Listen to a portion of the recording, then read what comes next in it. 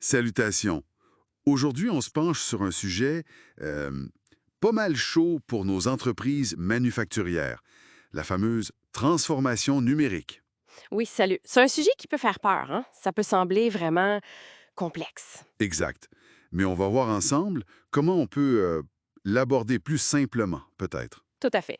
L'idée, c'est pas de tout révolutionner d'un coup, là. On va plutôt s'appuyer sur des guides, puis aussi sur l'expérience terrain pour distiller une approche étape par étape. Oui. Puis éviter les pièges classiques. C'est ça. Fait que notre mission aujourd'hui, décortiquer comment on identifie les bonnes opportunités, comment on met en place des solutions efficaces sans se perdre, puis surtout, Que ça génère de la valeur. voilà, de la valeur concrète pour l'entreprise. Bon, allons-y, décortiquons ça. Parfait. Le premier obstacle, souvent, j'ai l'impression, c'est la complexité.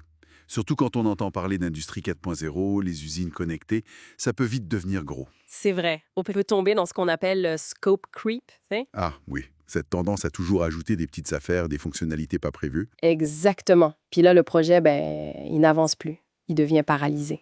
J'ai fait une note là-dessus qui disait l'erreur à ne pas faire, c'est de bâtir un projet complexe ou le complexifier. Non, c'est pas bon ça. C'est tellement ça. On se dit tant qu'à y être, on ajoute ci, on ajoute ça, et le projet devient interminable. Fait qu'avoir des objectifs clairs, précis, dès le départ, puis s'y tenir. C'est la base. C'est la base, essentielle. OK. Mais mettons qu'on a l'objectif.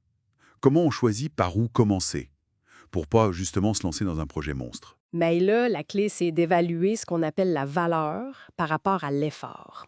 Ça, c'est vraiment le fondement d'une transformation qui réussit, je pense. Valeur versus effort. OK. Faut regarder quoi? Le potentiel de retour sur investissement, le fameux ROI. L'impact sur les opérations de tous les jours, les ressources qu'on a. Le temps, l'argent, le monde. C'est ça, le délai pour y arriver. Puis il faut essayer de mettre des chiffres là-dessus. Là. Est-ce que ça va augmenter la productivité de, mettons, 10 réduire les coûts de X dollars, améliorer la qualité de temps? Des métriques concrètes, donc. Oui, puis un point vraiment important, c'est de prioriser ce qui rapporte beaucoup pour pas beaucoup d'efforts. Les fameux fortes valeurs et très faibles efforts. Les gains faciles, en quelque sorte. Oui, on peut dire ça. Puis même, on nous suggère de ne jamais faire les projets qui demandent un fort effort, même si la valeur semble énorme au premier abord. Ah oui? Pourquoi?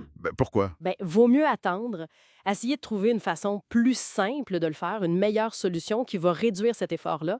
Sinon, on risque de s'épuiser sur ce projet-là. Puis il ne faut pas oublier l'aspect humain dans l'effort. La résistance au changement, ça compte. Ça fait bien du sens. Bon, on a identifié la priorité, grosse valeur, petit effort.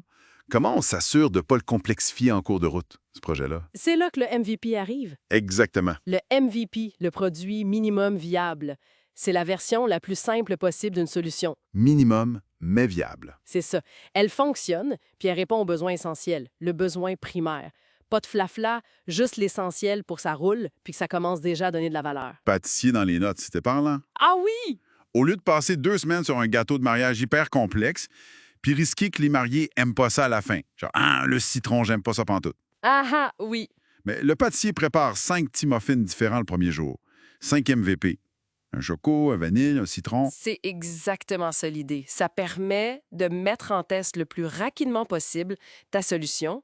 Puis aussi, point crucial, ça permet de collecter des données pour comprendre encore mieux ton besoin. Le client goûte, il dit ce qu'il en pense tout de suite. Puis on s'ajuste. On perd pas 2 semaines à développer dans le vide ou sur une mauvaise piste. C'est beaucoup plus agile.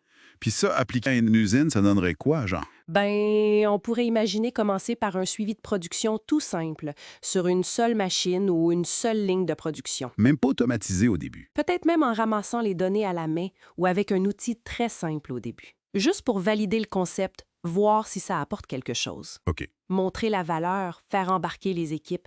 C'est pas mal moins intimidant que de vouloir tout connecter, tout automatiser partout en même temps. Puis l'important, c'est d'éviter le piège d'ajouter toujours la petite fonction de plus avant de livrer. Le feature creep, comme pour le scope creep, Exactement.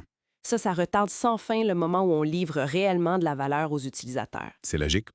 Puis quand ce premier petit pas, ce MVP, il a prouvé sa valeur, comment on gère la suite? Comment on le fait grandir sans retomber dans la complexité? Ah, là, ça prend une bonne gestion, une bonne gouvernance de projet. Il faut penser à une architecture technique qui est modulaire, en bloc, pour pouvoir ajouter des morceaux facilement. sans tout refaire à chaque fois. C'est ça. Une interface utilisateur qui reste simple, intuitive, même si on en ajoute des fonctions.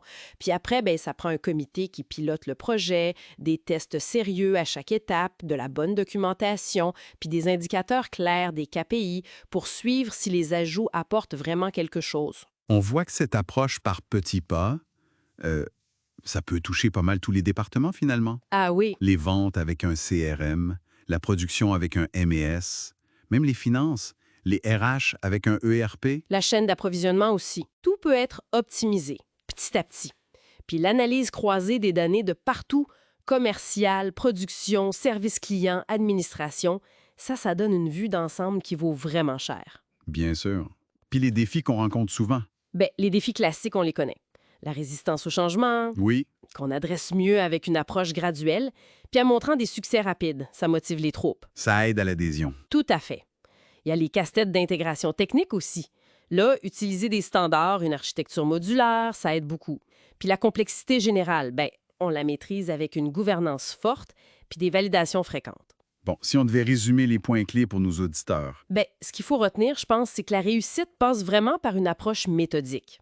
Simplicité d'abord. Oui, Priorisation intelligente, valeur et effort. Puis avancer par itération avec les MVP. C'est assez fascinant de voir comment une démarche structurée peut démystifier un sujet qui semblait énorme au départ. tout à fait d'accord. Commencer petit, mais sur un point qui a un fort impact potentiel. Avec des chiffres clairs pour mesurer le succès, puis si possible, utiliser des solutions qui ont déjà fait leurs preuves. Ça peut accélérer les choses. Exact. Puis garder en tête, la transformation numérique, c'est un marathon, c'est pas un sprint. Faut être patient et persévérant. C'est un bon point. La question à se poser, finalement, c'est peut-être pas comment on peut tout faire d'un coup, mais plutôt quel est le prochain petit pas, le plus intelligent qu'on peut faire maintenant. Voilà qui donne certainement matière à réflexion. Merci beaucoup pour cette exploration éclairante. Merci à toi. Et merci à vous d'avoir été des nôtres. À la prochaine.